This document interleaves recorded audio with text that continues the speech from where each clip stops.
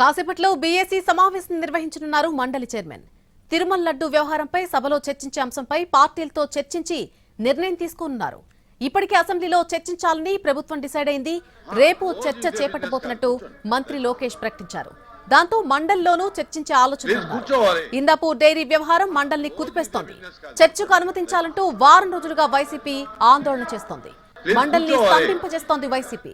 ఇందాపూర్ డైరీపై చర్చించాలంటూ వాయిదా తీర్మానాలు ఇస్తూ వస్తోంది. నినాదాలతో హోరెత్తిస్తోంది.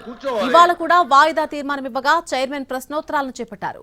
దాంతో వైసీపీ సభ్యులు అక్కడ ఆందోళన దిగారు. చైర్మన్ పోడియాన్ని ముట్టడించడానికి ప్రయత్నించారు. పోటీగా కూటమి సభ్యులు సైతం చైర్మన్ పోడియం దగ్గరకు వెళ్లారు.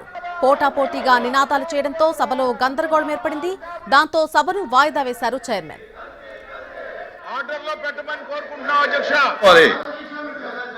రోజు ఇదే బిజినెస్ కాదు, కూర్చోండి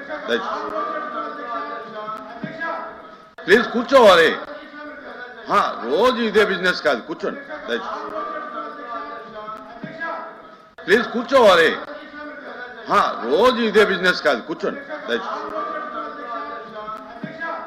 ప్లీజ్.